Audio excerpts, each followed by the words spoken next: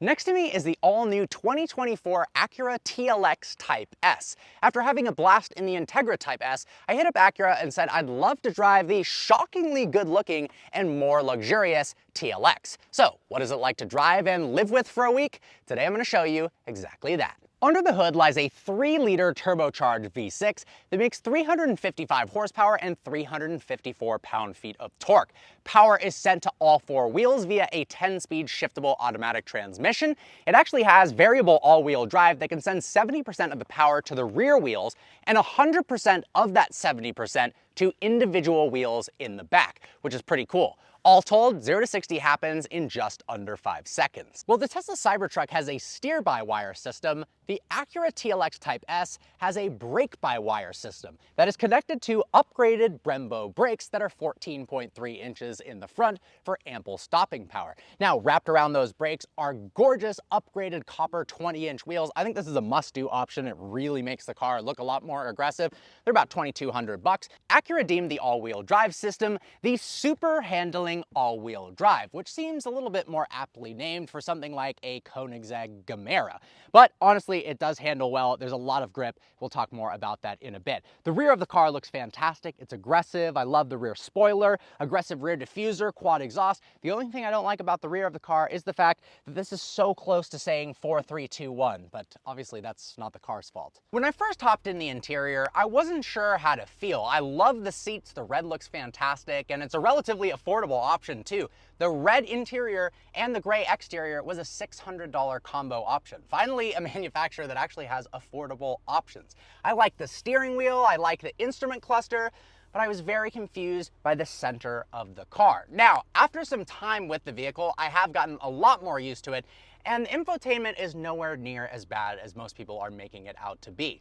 It is a little bit complicated, and I'll show you what I mean by that, and I do think there could be some improvements. For one, this screen is really far away. It's not touchscreen, but if they moved it a little bit closer, it would be nice to have touchscreen as an option.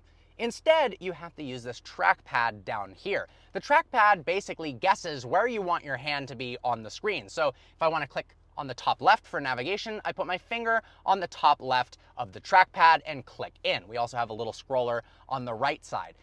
It works okay. When you put it into Apple CarPlay, it makes it a little bit more difficult, but it's relatively intuitive and you do get used to it. I do love the fact that we've got a hard volume control, a track selector. We also have actual controls for the climate control. It's got cooled seats, heated seats, dynamic mode selector, which is awesome. If we select through the driving modes, it goes from comfort to normal to sport, and then sport plus. I love the graphics in each individual mode, which is pretty cool. And you can even click on the A itself to bring up individual mode. Go ahead and press and hold on that, and it says we can individually control things like the engine response, the steering, the suspension, the gauge cluster, and ambient lighting. It has multiple ambient lighting colors, which is pretty cool. Now, how do you put the car in drive or reverse? Well, it's got this control unit, but I don't really like the way it looks, and at first I was kind of confused by it, but after spending a week with the car, I actually started really liking it. Still don't love the looks of it, but how cool is this? Park is a button there. For reverse, and it kind of makes sense, you pull back, you're going backwards. Neutral is a button again, then we've got a circular button for drive, click it again, and you go into sport mode. All right, guys, let's get out on the road and see what this thing is like to drive. After spending the week with the TLX Type S, I'm impressed with how comfortable this thing is as a daily driver. I'm in comfort mode right now. The steering is nice and light. It's a super easy car to drive. The suspension is soft. The seats are comfortable. We've got cooled seats. We've got heated seats. It's got an upgraded speaker system as standard that sounds fantastic. Honestly, the infotainment screen has great graphics. The graphics on the instrument cluster are great as well. It is a very, very livable daily. The rear seats don't have quite as much space as I would like, but if you're not having passengers all the time, or you have passengers that are 5'10" and below, I mean, at 5'11", I do fit, but it feels a little bit cramped.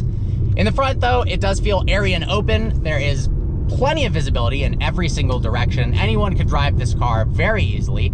And you could also drive this car quickly, easily, because of the all-wheel drive system and just the way the car handles. And because it's all-wheel drive, you could also take it to the snow if you live in an area where it gets really cold or it rains a lot, which is nice. Now, let's go ahead and pick up the pace a bit. We are in comfort mode, normal, sport, Turning, and now we are in Sport Plus mode. Let's go ahead and downshift. You can feel the steering gets a much stiffer, the suspension is stiffer, and the engine actually sounds really good. This V6, they did a good job with the exhaust note. A lot of times V6s don't sound that great, and in sports sedans that have a luxury focus, they kind of limit the amount of sound you're getting in the cabin. But this, listen to this. And every once in a while on upshifts, you get this nice little crack in between shifts that is just so addicting. You're like searching for it. The paddles don't respond super fast, and it does automatically upshift without you shifting for it. So if you hit red line, it'll shift. I kind of wish that you could fully manually shift, but that's all right. Now, if we go ahead and click this, put it into sport mode, it says Sport Manual 2. See, it shifted for me. I didn't even pull the paddle. But the level of grip and confidence is really impressive, actually. Let's test out the brakes. Slows the car down super well. I heard a couple of people complaining about the brakes. I completely disagree. I think they did a fantastic job. It doesn't feel mushy at all.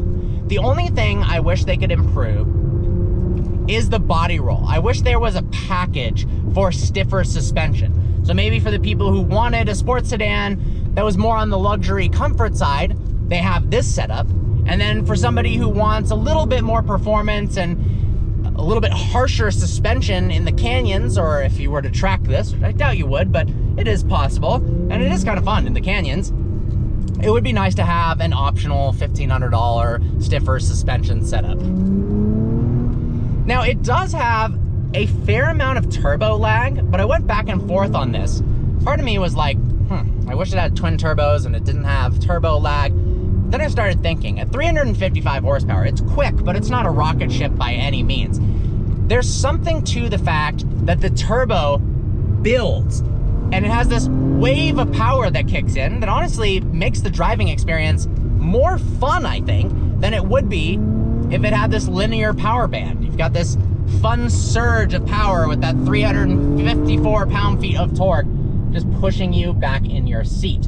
We've got a nice heads-up display that's fully customizable. You can customize the instrument cluster as well.